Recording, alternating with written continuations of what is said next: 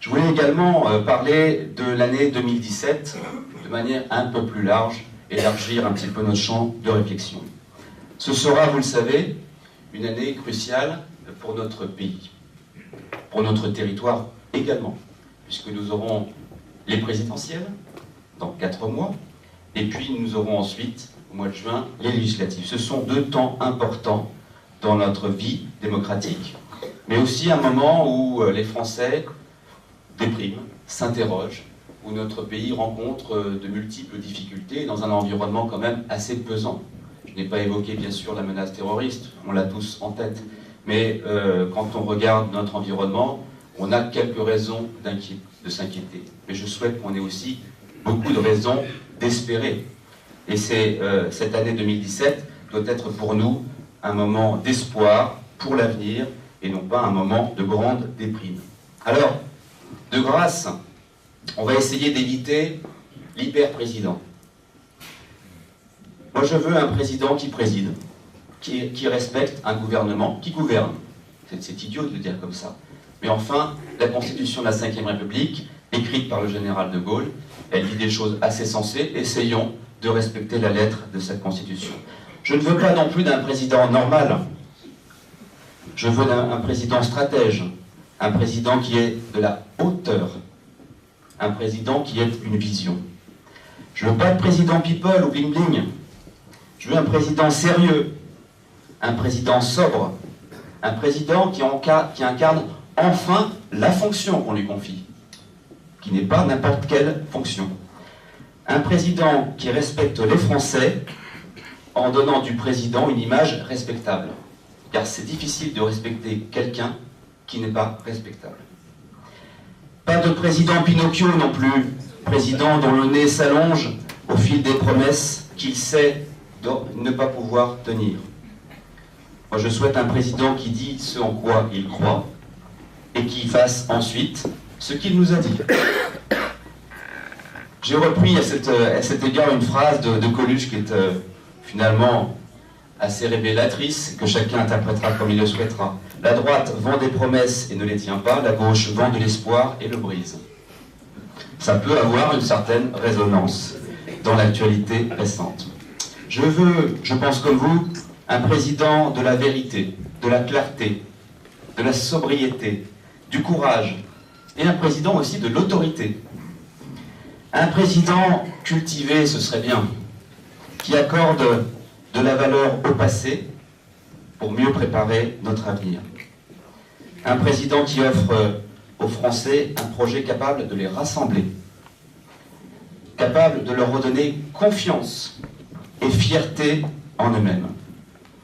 Un président qui redonne au temps sa valeur et qui ne fasse pas que vénérer l'instant.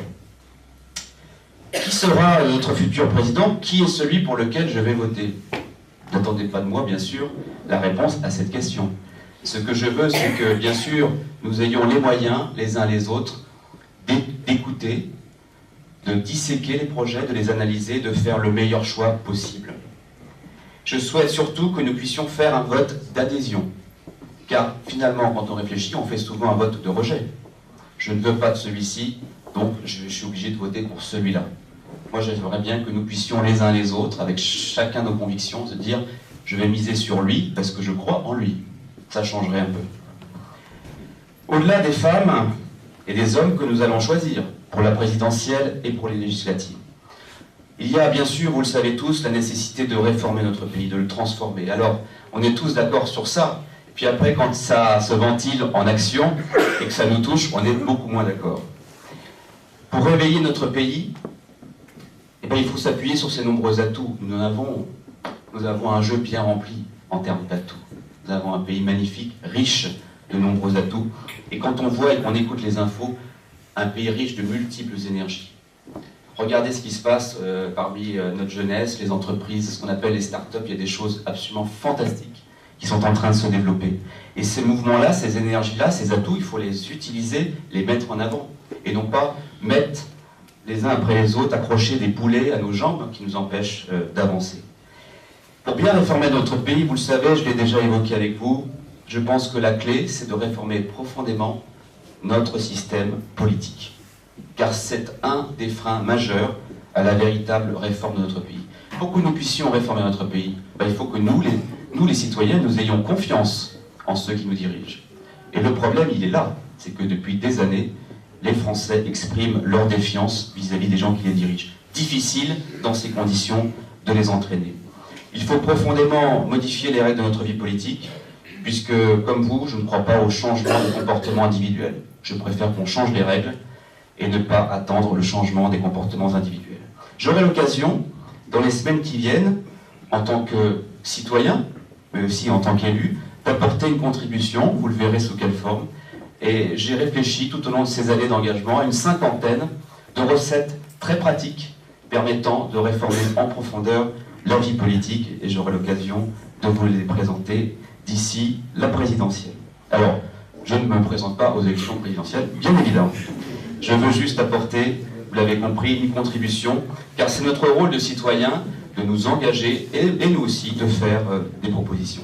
Les partis politiques, autre élément mais qui est lié à cela, ils sont pour l'essentiel, et je suis gentil en disant pour l'essentiel, devenus obsolètes. Ils sont bien éloignés des attentes des Français, ils ne répondent même plus au clivage en termes de conviction. Il faut profondément revoir ces partis politiques. Ils sont devenus en quelque sorte, excusez-moi, des clubs fermés dont la seule vocation est de maintenir en place les mêmes le plus longtemps possible. Les partis politiques, c'est dans la Constitution française, doivent être de véritables espaces de vie démocratique, de réflexion pour l'avenir, mais aussi de sélection et de promotion de nouveaux talents. Je ne vous cache pas que je préfère la politique du mérite et de la compétence à celle des copinages et des quotas.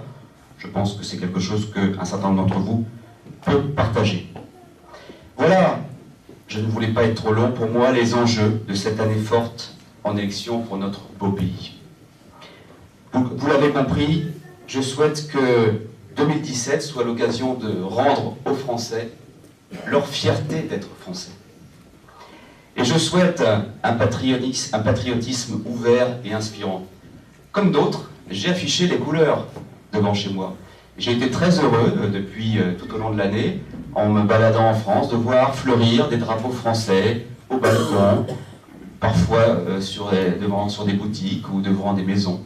Parce que je trouve qu'on ne doit pas avoir peur d'afficher nos couleurs. Ce n'est pas un rejet de l'autre. C'est une fierté d'être français et la volonté de faire avancer ce pays pour que nous puissions mieux vivre ensemble. J'aurai une phrase que vous connaissez peut-être de Romain Gary et qui résume bien ma pensée. Le patriotisme, c'est l'amour des siens. Le nationalisme, c'est la haine des autres.